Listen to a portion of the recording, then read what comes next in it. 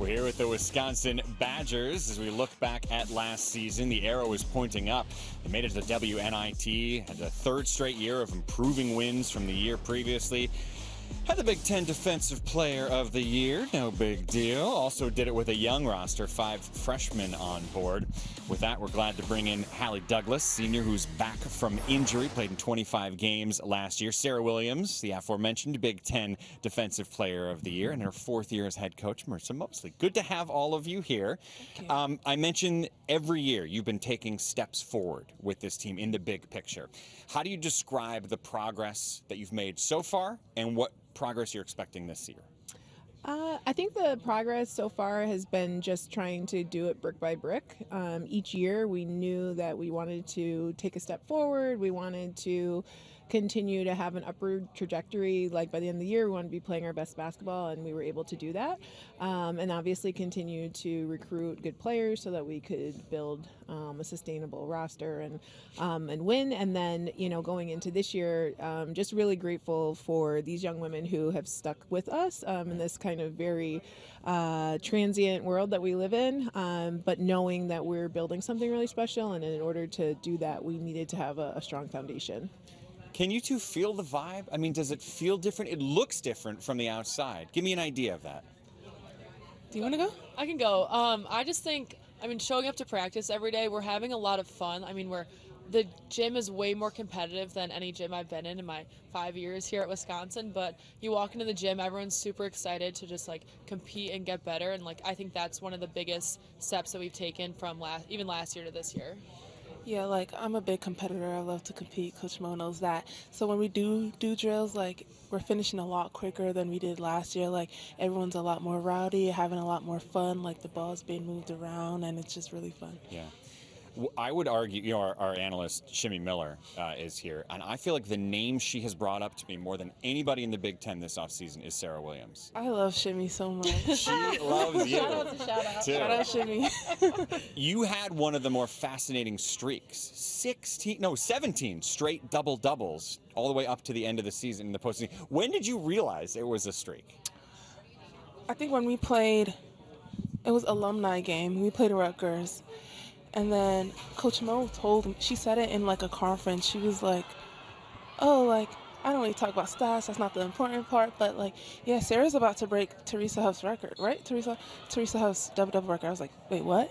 I didn't know it was Teresa Huff's record, but you were about to break the record. Sorry, yeah, excuse me. It was for the Big Ten, but pardon. But no, it was the school's record. Oh, and then okay. I was like, okay. Before the Big Ten record, Yeah, you before broke the Big Ten okay, record, the school one. Sorry. And then I was like, might as well. Yeah, we lose track.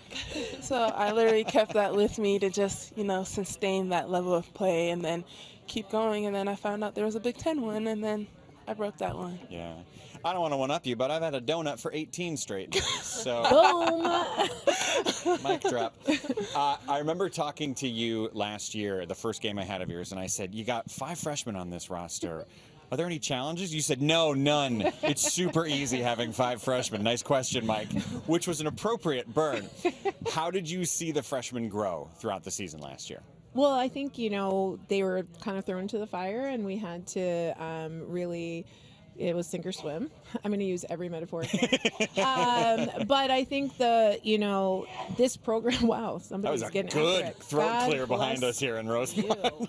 But no, I think that, it's one of those situations where when we have to play younger players, they eventually get older, and that helps us in the long run. And so it was nice to see them really kind of answer that and also be challenged. And there was a mirror held up to them each day, and they had to decide okay, what you thought you were versus what you currently are and what you want to become, and how do we help you get there? Yeah.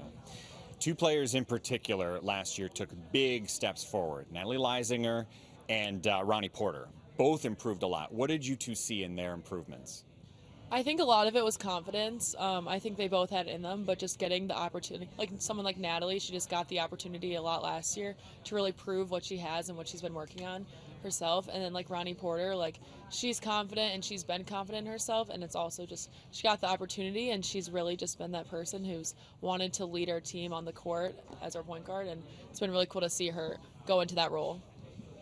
Yeah, Nat and Ronnie are one of our 2 most grittiest players. Ronnie's just a dog. She has that hooper mentality, and that shows when she plays, and that is just like extremely hardworking. Like, I know Coach Mo's mentioned it before, but she was a walk-on and she earned a scholarship, and then she's really like enjoyed her role on the team, and she's just been that person we know that's going to consistently give us like great work every night. Yeah.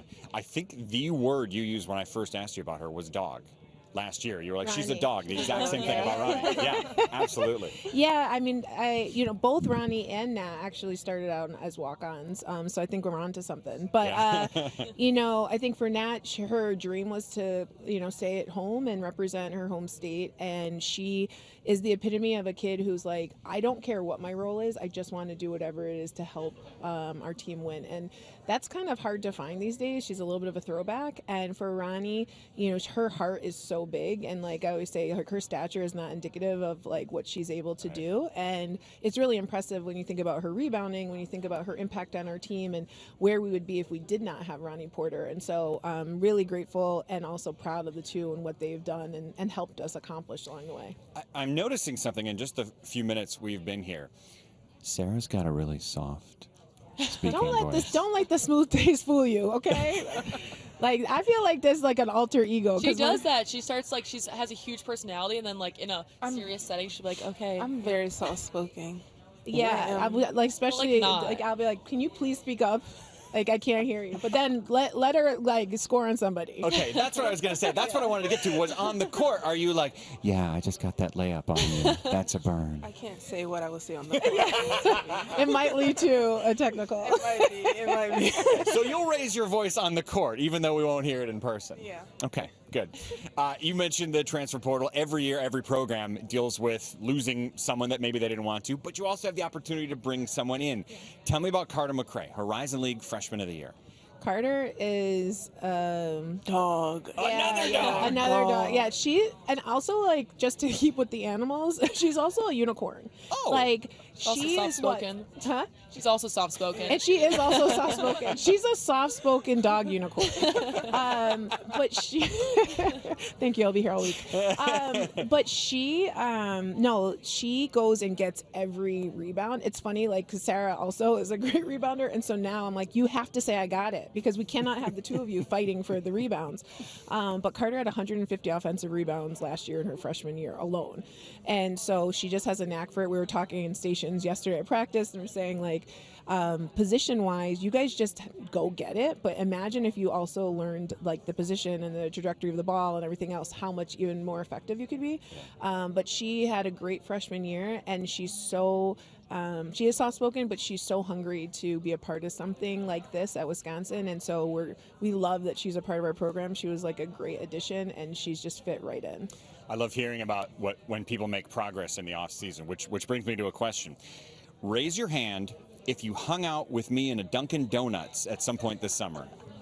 Yes, That's sure right. did. That's not right. Why That's didn't I right. get the invite? I didn't know it was an invite. I walked in. She's from the hometown where I live now, Lake Forest, and I walked into the Dunkin' Donuts and looked behind me, and I was like, that's a Big Ten basketball player. I was also babysitting for my like sister's like kids that she needed, so I was like all over the place. Yes. I was like, hey. It was excellent. Oh. And she didn't pay for my donuts, but whatever, not a big deal. She's pretty cheap, just saying. Yeah, that's kind of what I was getting at. Thanks so much. Sarah, true or false? When this lady to my left first called you to recruit you, you were uninterested in talking to her. I plead the fifth. Yeah, it was true. Wait a minute, she put this on TV already. It's very true. It's true.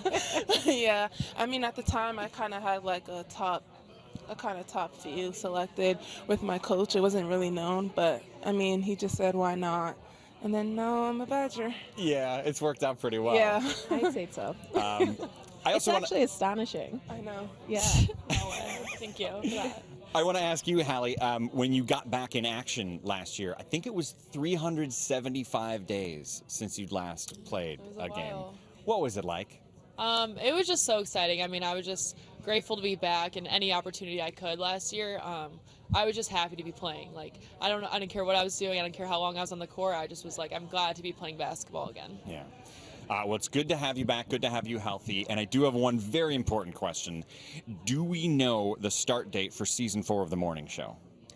No, do you? I don't either. It's unbelievable. I don't. It should be coming out soon, I would think. I but would think. I will say, and if they want to give me an NIL deal, Apple TV Plus is where it's at. So I don't know the executives at Apple. I'm here for you. This is what this opportunity was. For you to talk to the people. Tim Cook is listening. Yeah, this is not about Big Ten women's basketball or Wisconsin. No. This is This is actually about Apple TV Plus. her belief in streaming television options and the entertainment they provide. Marisa, Serah, Halle, lovely seeing you. Thank you. Thank Thank you you. as always. Have a great season. Can't wait to see what you guys do this year.